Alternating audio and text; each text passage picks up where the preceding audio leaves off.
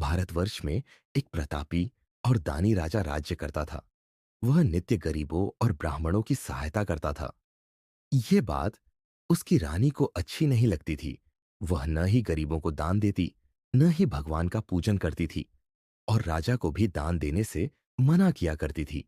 एक दिन राजा शिकार खेलने वन को गए हुए थे, तो रानी महल में अकेली थी।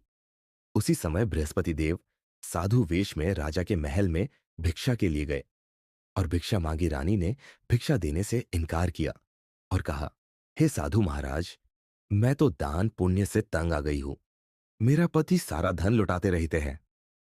मेरी इच्छा है कि हमारा धन नष्ट हो जाए, फिर ना रहेगा, बांस न बजेगी बांसुरी। साधु ने कहा, देवी, तुम तो बड़ी विचित्र हो। धन, संतान तो सभी चाहते हैं।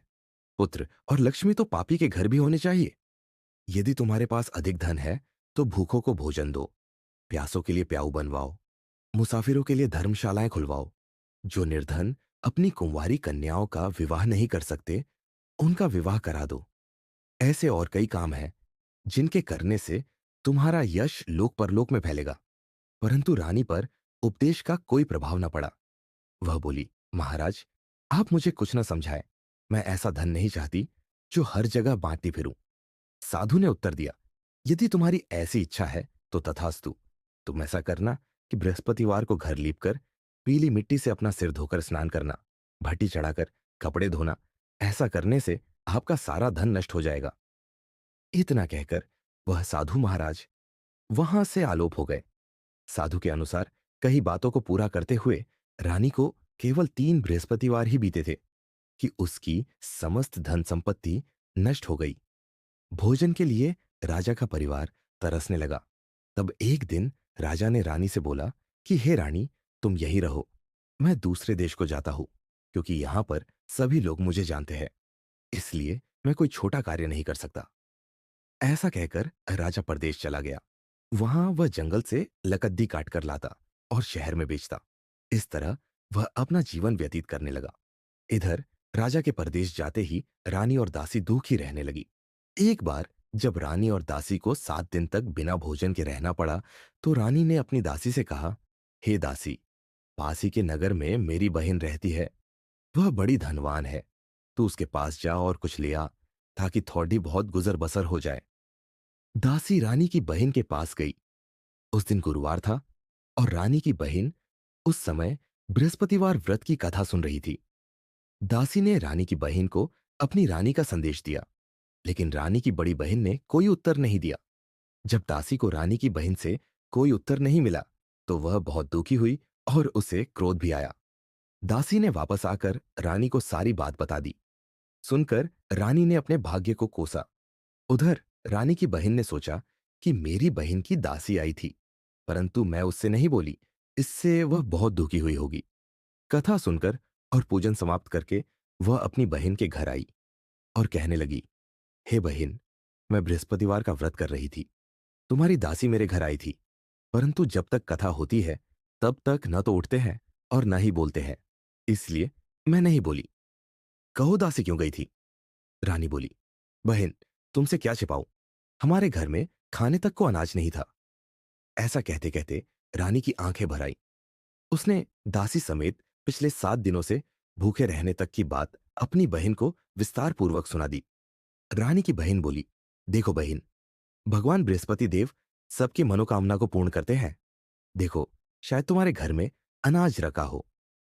पहले तो रानी को विश्वास नहीं हुआ, पर बहन के आग्रह करने पर उसने अपनी दासी को अंदर भेजा, तो उसे सचमुच अनाज से भरा एक घड्डी आशा मिल गया।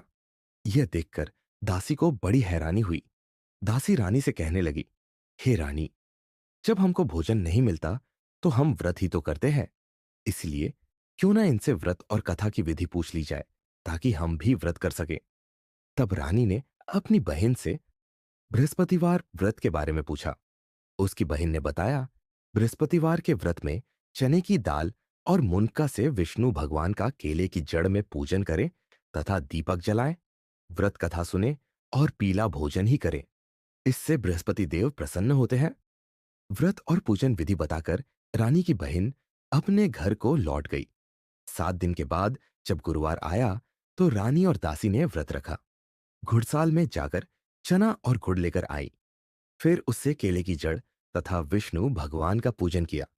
अब पीला भोजन कहां से आए, इस बात को लेकर दोनों बहुत दुखी थे। चूंकि उन्होंने व्रत रखा था, इसलिए बृहस्पति देव उनसे प्रसन्न थे। इसलिए वे एक साधारण व्यक्ति का रूप धारण कर दो तालों में सुंदर पीला भोजन दासी को दे गए।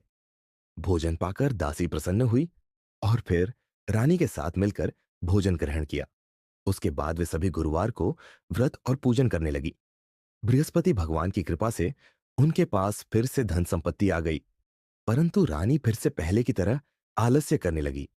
तब दासी बोली, देखो रानी, तुम पहले भी इस प्रकार आलस्य करती थी, तुम्हें धन रखने में कष्ट होता था, इस कारण सभी धन नष्ट हो गए। और अब जब भगवान बृहस्पति की कृपा से धन मिला है, तो तुम्हें फिर से आलस्य होता है। रानी को समझाते हुए दासी कहती है कि बड़ी मुसीबतों के बाद हमने यह धन पाया है, इसलिए हमें दान पुण्य करना चाहिए, भूखे मनुष्य को भोजन कराना चाहिए और धन को शुभ कार्यों में खर्च करना चाहिए, जिससे तुम्हारे कुल का यश बढ़ेगा, स्वर्ग की प्राप्ति होगी और पितृ प्रसन्न होंगे। दासी की बात मानकर रानी अपना धन शुभ कार्यों में खर्च करने लगी, जिससे पूरे नगर में उसका यश फैलने लगा। बृहस्पतिवार व्रत कथा के बाद श्रद्धा के साथ आरती की जानी चाहिए। इसके बाद प्रसाद बांटकर उसे ग्रहण ग्रहण करना चाहिए।